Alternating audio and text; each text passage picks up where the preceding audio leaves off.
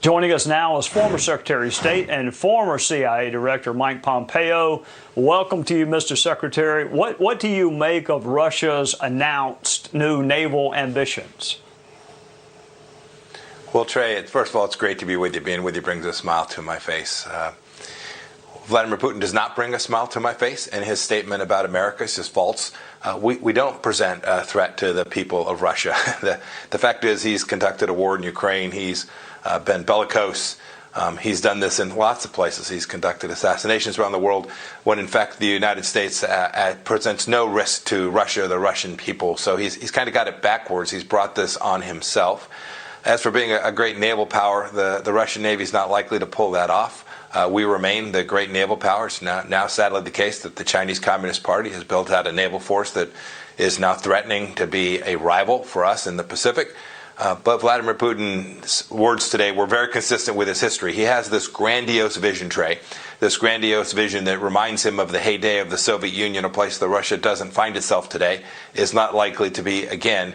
And yet his efforts to try and make Russia great again, to build out the old Tsarist empire, have really put a licking on his own people, put a real hurt on his own military, and frankly make it less likely that the Russian people will have a good, sound economy, prosperity, and security for themselves as well.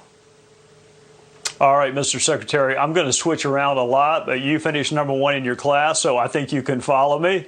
I want to talk about Brittany Griner and Paul Whelan. You have been there. How do you negotiate when it comes to Americans being held overseas and whether or not to make a trade? What are those conversations like? So they're really tough problems, Trey.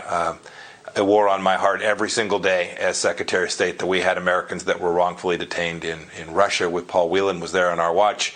In Iran, we got a bunch of folks out of North Korea, but we weren't able to save Otto Warmbier. This is something that every Secretary of State and every president has to deal with. These are hard problem sets.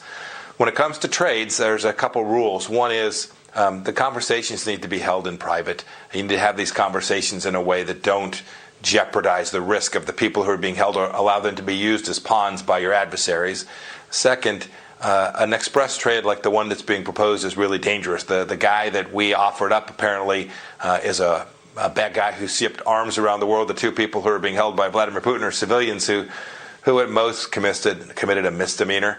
We ought not to be making trades of that nature. It's really dangerous because, Trey, you know this deal too, right? Tomorrow we'll make this trade. Everyone will celebrate. It will be fantastic to have Mr. Whelan and Ms. Griner back home. But tomorrow or the day after, there'll be some other American who's held as a pawn to get back some bad guy, some criminal, some terrorist we're holding here in the United States. It is really risky to engage in trades of this nature. I think this one won't make sense for America in the long run. Let's switch to another adversary. Speaker Pelosi may or may not visit Taiwan. China is threatening U.S. interest if she does. Is a House Speaker visiting Taiwan really what China envisions to start a third world war? Trey, I don't think so. I think that's unlikely.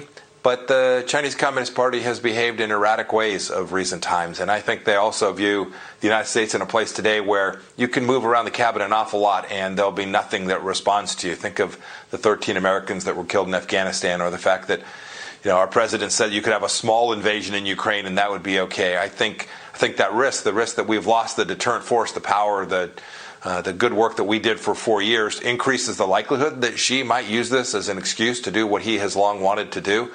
We shouldn't underestimate that risk, but at the same time, we shouldn't allow the Chinese Communist Party to issue a statement and tell American leaders where they can and can't go. And Taiwan is an independent, sovereign nation. If Speaker Pelosi wants to go there and travel there, she ought to go there. She certainly shouldn't change the plans of her trip because of something the Chinese put out in a press release. All right, I'm going to let you go with this. You've been CIA director. You've been a congressman from Kansas, #1 in your class, Secretary of State. There are only two jobs I can think of that are above the jobs you've had, Fox News host or President of the United States. If you were president, how would you deal with Iran? What would...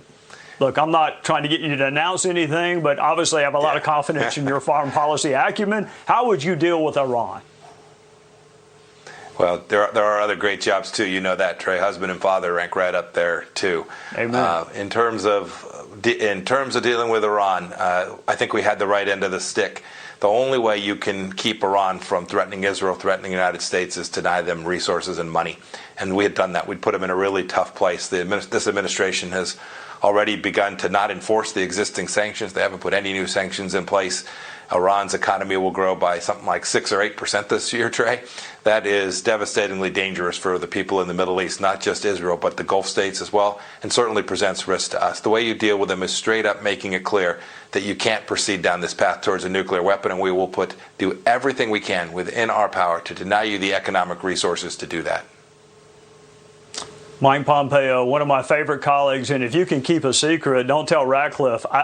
I think you were my smartest colleague. He thinks he was. Keep that between us. It's great to see you. I look forward to seeing you again soon. I'll keep it between us. John may be right about that. Anyway, good to see you, Trey. You too, Mike. Take care of yourself.